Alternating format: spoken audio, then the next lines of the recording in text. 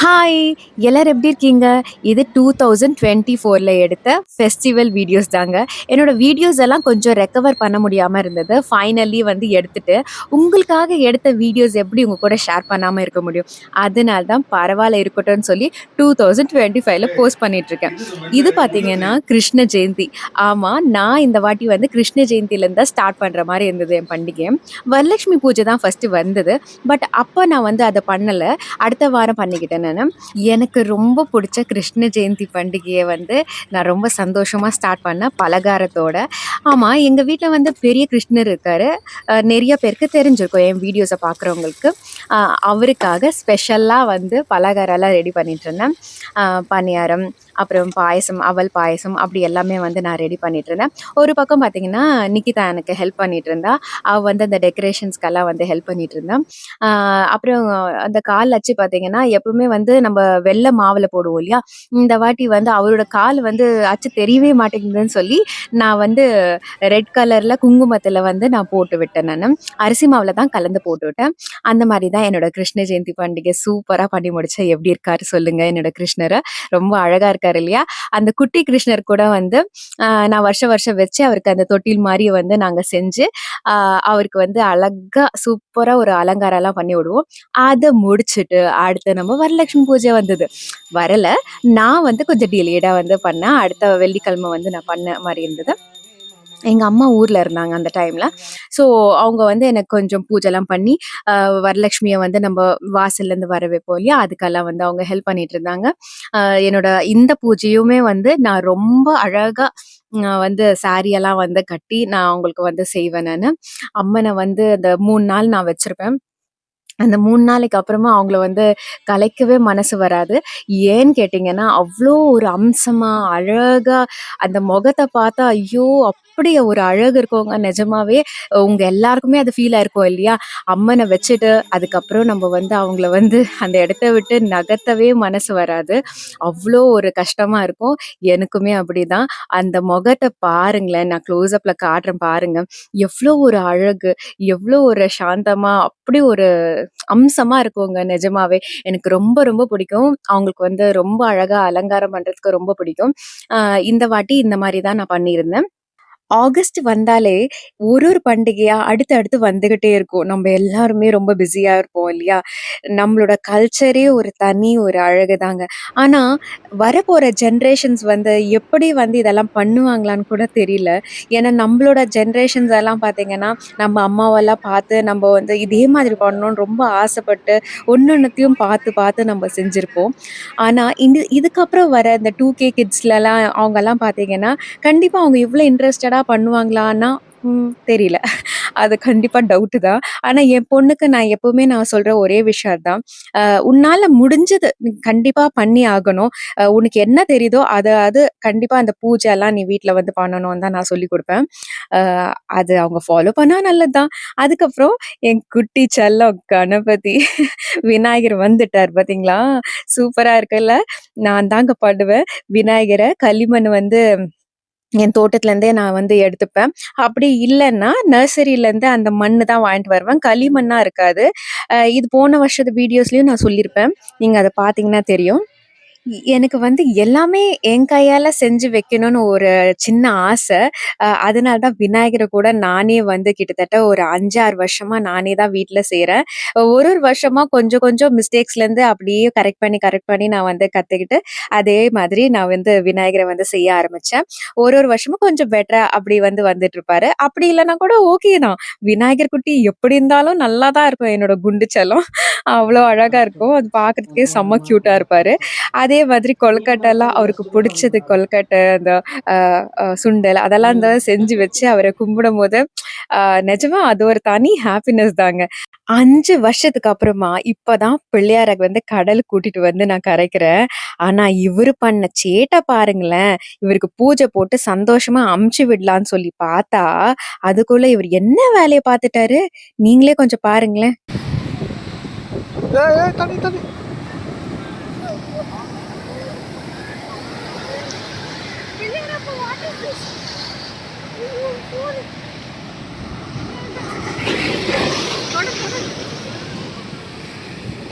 ரொம்ப நாள் கழிச்சு கடல பார்த்தா குழந்தைங்கலாம் ஹாப்பி ஆக மாட்டாங்க.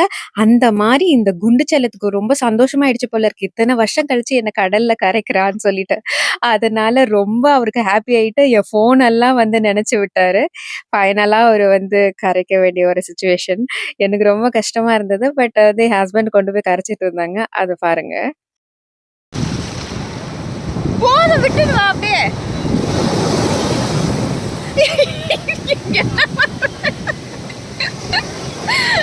சொல்ல சொல்ல கேட்காம ரொம்ப உள்ள போயிட்டு இருந்தாங்க. அதனால தான் நான் கத்திட்டே இருந்தேன். அங்கேயே விட்டுட்டு வாங்க போதும் சொல்லிட்டு. நல்லபடியா அமுச்சு விட்டாச்சு. அதுக்கப்புறம் நம்மளோட சரஸ்வதி பூஜைங்க. ஸோ நம்ம ஆயுத பூஜை, சரஸ்வதி பூஜை இது வந்து இந்த ஆர்ட் ஃபார்ம்ல இருக்கிற எல்லாருக்கும் ரொம்ப ரொம்ப அ ரொம்ப அவசியமான ஒரு பண்டிகைன்னு சொல்லலாம். ஏன்னா கலையில வந்து எல்லா விதமான கலையுமே அடங்கியிருக்கு இல்லையா? இதுதான், அதுதான்றது கிடையாது. படிப்பு இருக்கு, டான்ஸ் இருக்கு, பாட்டு இருக்கு, அப்புறம் பெயிண்டிங், டிராயிங் அந்த மாரி ஏகப்பட்ட வந்து கலைகள் இருக்கு. எல்லாமே ஒரு ஆர்ட் ஃபார்ம் தான். இதெல்லாம் நம்மளுக்கு அந்த வித்தைய குடுக்குறத நம்ம சரஸ்வதி ஆகட்டும், அப்புறம் நம்மளுக்கு செல்வத்த அள்ளி அள்ளி குடுக்குற லக்ஷ்மி ஆகட்டும், அப்புறம் நம்மளுக்கு தைரியத்த குடுக்குற துர்க்கை ஆகட்டும். முப்பெரும் தேவிகள் வந்து நம்மளுக்கு எல்லாரோட வாழ்க்கையிலயும் ரொம்ப ரொம்ப அவசியமான விஷயங்க. ஏன்னா இவங்க 3 பேர் இல்லன்னா நம்ம ஒண்ணுமே இல்ல இல்லையா? அதனால எந்த பூஜை பண்றோமோ இல்லையோ, இந்த பூஜை வந்து நிச்சயமா நம்மளோட தைரியத்துக்காகவும், அப்புறம் நம்மளோட பணத்துக்காகவும், அப்புறம் நம்ம குழந்தைங்கள் நல்லா படிக்கணுன்றதுக்காக நம்ம எல்லாருமே இந்த பூஜை கண்டிப்பா பண்ணுவோம். அது மட்டும் இல்லாம பிசினஸ் பண்றவங்க, ஆஃபீஸ் வச்சு நடத்துறவங்க, ஃபேக்டரிஸ் வச்சிருக்கவங்க எல்லாருமே அன்னைக்கு ஒரு நாள் வந்து நம்ம மிஷின்ஸ் நம்மளுக்காக வருஷம் ஃபுல்லா உழைக்கிற நம்மளோட மிஷின்ஸுக்கு வந்து வச்சு பூஜை பண்ணி, அப்புறம் அத வந்து ரெஸ்ட் குடுப்பாங்க இல்லையா? அதுக்காக இந்த பண்டிகை ரொம்ப எல்லாருமே கொண்டாடுற ஒரு பண்டிகையா வந்து நிச்சயமா இருக்கும். இங்க பாருங்க சைட்ல இந்த ரிங் லைட்டு, அதுக்கப்புறம் ட்ரைபாட் இதெல்லாம் நானும் வச்சிருக்கேன். ஏன்னா, இத வச்சு தான் நம்ம வந்து வீடியோஸ் எல்லாம் எடுக்கிறோம். ஸோ, அதுக்கும் நம்ம வந்து கண்டிப்பா பூஜை போடணும் இல்லையா? அதனால அவங்களலாம் வச்சு பூஜை பண்ணிட்டு இருந்தேன் நானு. அதுக்கப்புறம் வந்து நான் என்னோட ஃப்ரெண்ட் வீட்டுக்கெல்லாம் போய் கொலுக்கு வந்து கூப்ட்டுருப்பாங்க நவராத்திரிக்கு. அவங்க வீட்லலாம் போயிட்டு வெத்தல பாக்கு வாங்கிட்டு வர்றது. அதுக்கப்புறம் என் குழந்தைங்க ரொம்ப அழகா வந்து அ பூஜைக்காக வந்து பாடினாங்க. எல்லாருமே வந்து இவங்க எல்லாருமே வந்து பாட்டு கத்துக்கிறாங்க. ஸோ எல்லாருமே வந்து அழகா வந்து பாடிட்டு, இந்த பூஜைலாம் வந்து சூப்பரா வந்து முடிஞ்சது. அடுத்து என்ன பண்டிகைன்னா, நம்ம தீபாவளி தாங்க. நம்ப இந்தியாவே கொண்டாடுற ஒரு அழகான ஒரு கலர்ஃபுல்லான ஒரு பண்டிகைன்னா, அது நம்ம திவாலி தான். இத கொண்டாடாம யாருமே இருக்க முடியாது. அவ்ளோ ஒரு சந்தோஷத்த குடுக்கும். பட்டாசு வெடிக்கும்போது, அந்த புது துணி போடும்போதும், காலையில ஒரு பட்டாசு சத்தம் கேட்கும்போது தான் ஒரு மனசுக்கு ஓகேடா வந்துருச்சுடா திவாலி அப்டின்ற ஒரு ஃபீல் இருக்கும் இல்லையா? ஆனா இப்பல்லாம் அது ரொம்ப குறைஞ்சிருச்சு. யாருமே பட்டாசு வெடிக்கிறது இல்ல. காலையிலேயே நாங்க சீக்கிரமா எந்திச்சு எண்ணெய்லாம் தேய்ச்சு குளிச்சுட்டு, அதுக்கப்புறம் பார்த்தீங்கன்னா, நான்வெஜ் சமையல் தான் இருந்துச்சு. பூரி, இந்த அ குழம்பெல்லாம் பார்த்துருப்பீங்க என்னன்னு. ஓகே. அது மாதிரி வந்து காலையில டிஃபன்லாம் வந்து ரெடி பண்ணிட்டு, அதுக்கப்புறம் பட்டாசு வெடிச்சுட்டு, அதுக்கப்புறம் தான் மறுபடியும் சமையலுக்கே நான் இறங்குவேன். ஏன்னா ஒரே ஒரு அந்த சரத்த வச்சா தான் எனக்கு ஒரு சந்தோஷமா இருக்கும். அது வச்சு முடிச்சுட்டு, அன்னைக்கு லஞ்ச் அதெல்லாம் பண்ணி சாப்பிட்டாச்சு. அதுக்கப்புறம் ஈவினிங் பார்த்தீங்கன்னா, ஒரு பூ கோலம் போட்டேன். சும்மா ஒரு திவாலிக்காக ஒரு ஸ்பெஷலா இருக்கட்டுமே அப்படின்னு சொல்லிட்டு வீட்டுக்குள்ளேயே ஒரு சின்னதா தான் பூக்கோலம் போட்டுட்டு, அதுல வந்து தீபம்லாம் ஏத்திட்டு, அழகா வந்து சாமிக்கு வந்து குபேர பூஜை அன்னைக்கு நான் பண்ணேன். ரொம்ப நல்லா இருந்துச்சு. குபேர பூஜை வந்து அன்னைக்கு பண்ணா ரொம்ப விசேஷம்னு சொல்லி சொன்னாங்க. அதுக்கப்புறம் நாங்கலாம் ஃபுல்லா வந்து பட்டாசு வெடிக்க போயாச்சு. லாஸ்ட் இயரே நெறைய பட்டாசு வாங்கி வெடிச்சேன் நானு. அதுவே வந்து தப்புன்னு நெனச்சுட்டு இருந்தேன். பட் இந்த வாட்டியுமே கூட பட் அத விட கம்மி தான். ஆனாலுமே வந்து இவ்வளோ பட்டாசு வெடிக்க கூடாதுன்னு தான் நான் நெனைக்கிறேன் நானு. பொல்யூஷன்ஸ் எல்லாம் ஜாஸ்தியாகும். தேவையில்லாம எதுக்கு இல்லையா? பட் வருஷத்துல ஒரு வாட்டி தானங்க வந்து செலிப்ரேட் பண்ணி நம்ம வந்து இப்படியெல்லாம் பட்டாசு வெடிக்க முடியும். வருஷம் ஃபுல்லாவா நம்ம பண்ணிட்டுருக்கோம். அப்படின்னு சில டைம் தோணுது. குழந்தைங்களுக்காக இது கூட பண்ணலனா எப்படி? அப்படின்னு சொல்லிட்டு ஒரு ஸ்டேஜுக்கு அப்புறமா அவங்களுக்கே அந்த இன்ட்ரெஸ்ட் எல்லாம் போயிடும். அதுக்கப்புறம் நம்ம வாங்கவும் போறதில்ல. அதுக்கப்புறம் நம்மளோட கார்த்திகை தீபம் வந்துருச்சுங்க. அ கார்த்திகை தீபத்த அன்னைக்கு நம்ம பெருசா வந்து ஒண்ணும் செய்ய போறதில்ல.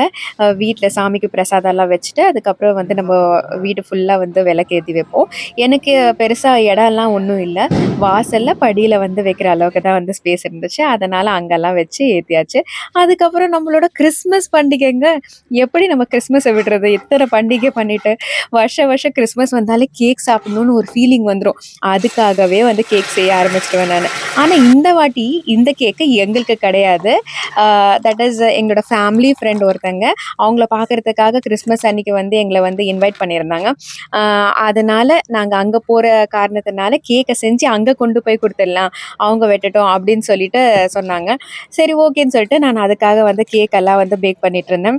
கொஞ்சம் டச் எல்லாம் விட்டுச்சுங்களா, அதனால வந்து பார்த்து பார்த்து செஞ்சுட்டுருக்கேன். இன்னொருத்தவங்க வந்து சாப்பிடணும் இல்லையா? நம்ம சாப்பிட்டாலும் பரவால்ல.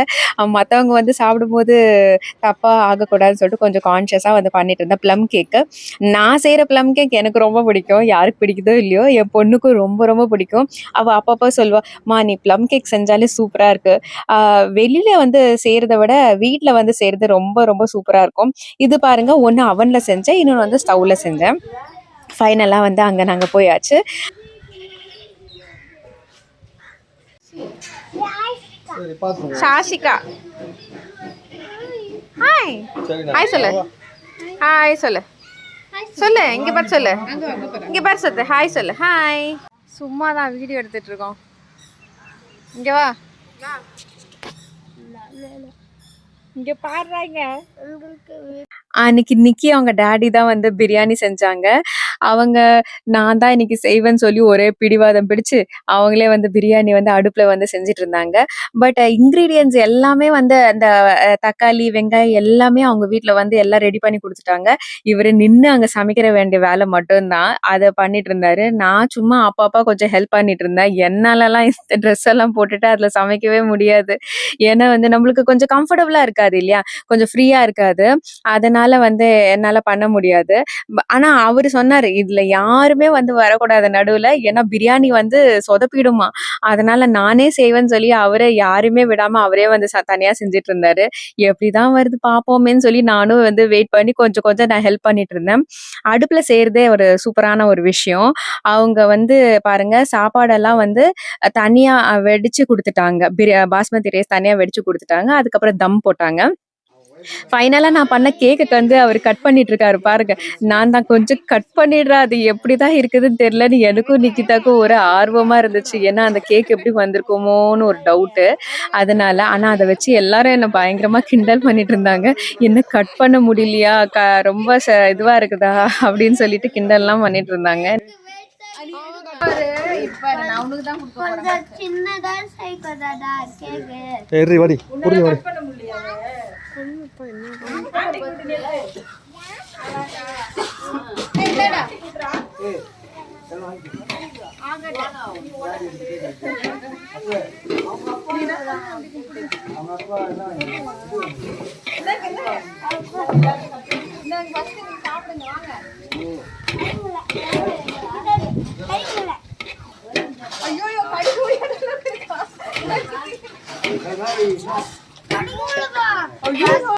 அந்த 2 பசங்க இருக்கிறானுங்களே, அவனுங்க பயங்கரமா என்ன கலாய்ப்பானுங்க. கடிக்கவே முடியலப்பான்னு சொல்லி அவங்க அப்பா கிட்ட சொல்லிட்டு இருக்காங்க அத கேக்க. பட் நிகிதா சொன்னா சூப்பரா இருந்ததுன்னு கேக்க. என் ஹஸ்பண்டும் சொன்னாங்க நல்லா இருந்துச்சுன்னு சொல்லி.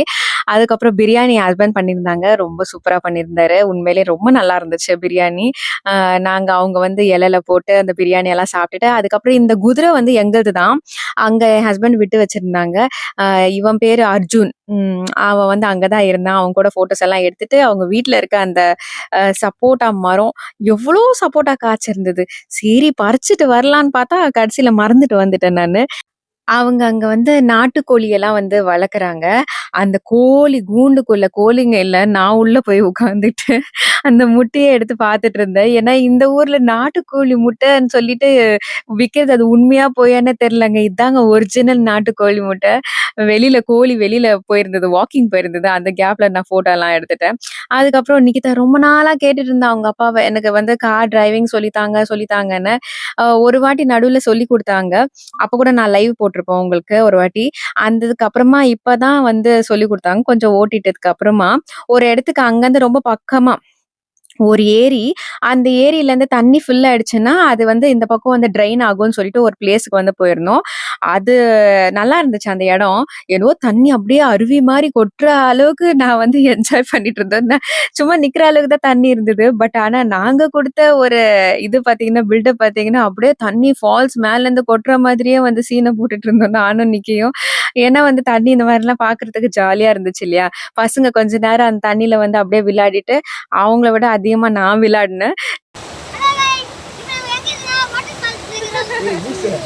நல்லா தண்ணீல வந்து ஜாலியா வந்து கொஞ்ச நேரம் காலெல்லாம் நனைச்சுட்டு நனைக்கிற அளவுக்கு தான் இருந்தது. அதுக்கு பாருங்க குட்டியா வந்து போயிட்டு இருந்தது அந்த ஃபால்ஸ் மாதிரி. அது ஏரியிலேருந்து எக்ஸ்ட்ரா தண்ணி அது வெளியில போறது. மழை டைம்ல வந்து நெறைய போகும்ன்னு சொல்லியிருந்தாங்க. பட் பரவால்ல. நாம்ப வந்த டைம்ல இந்த அளவுக்கு தண்ணி இருந்ததே பெரிய விஷயம் தான். அங்க வந்து அந்த குட்டி பையன் இருக்கானே, அவன் வந்து ஒரே ரகளை அவன் கூட வந்து நல்லா விளையாடிட்டு, அதுக்கப்புறம் நாங்க அங்கருந்து வந்து கிளம்பி வந்துட்டோம். சில ஃபோட்டோஸு, வீடியோஸு அதெல்லாம் எடுத்துட்டு, அதுக்கப்புறம் நாங்க அங்கருந்து வந்தாச்சு. அதுக்கப்புறம் நாங்க இன்னொரு ஒரு ஃப்ரெண்டு அவங்க வீட்டுக்கு போயிருந்தோம். அவங்க வீட்ல பார்த்தீங்கன்னா, பயங்கர ஃபன்னா இருந்துச்சு. அவங்க இந்த ஃபேமிலில வந்து எல்லாருமே ரொம்ப ஸ்வீட்டான பெர்சன்ஸு. ஃபைனலா இங்க சாண்டா கூட வந்தாருங்க அவங்க வீட்டுக்கு. சாண்டா வந்து சாக்லேட்ஸ் எல்லாம் குடுத்தாரு. செம்ம ஜாலியா இருந்தது. நிஜமாவே இந்த மொமெண்ட் எல்லாம் வந்து மறக்கவே முடியாது. அ கிறிஸ்மஸ் அதுவுமா வந்து சாண்டாவ பார்க்கறது, இந்த மாரி ஒரு என்ஜாய்மெண்ட்ன்றது ரொம்ப ஜாலியா இருந்தது. நான் ரொம்ப ஹேப்பியா இருந்தேன். அதுக்கு தான் உங்க கூடயும் நான் ஷேர் பண்ணிக்கிட்டேன். இதெல்லாம் தாங்க இந்த 2024ஓட வீடியோஸ். கண்டிப்பா நீங்க என்ஜாய் பண்ணியிருப்பீங்கன்னு நான் நெனைக்கிறேன். நான் உங்கள அடுத்த வீடியோல சந்திக்கிறேன். இந்த வீடியோ உங்களுக்கு பிடிச்சிருந்ததுன்னா, மறக்காம ஒரு லைக் பண்ணிடுங்க. அப்பதான் ஃபர்தரா உங்களுக்கு நெறைய வீடியோஸ் என்னால போஸ்ட் பண்ண முடியும். எப்பயும் போல உங்களோட லவ் அண்ட் சப்போர்ட் குடுத்துட்டே இருங்க. நான் உங்கள அடுத்த வீடியோல சந்திக்கிறேன். டாடா! பாய்.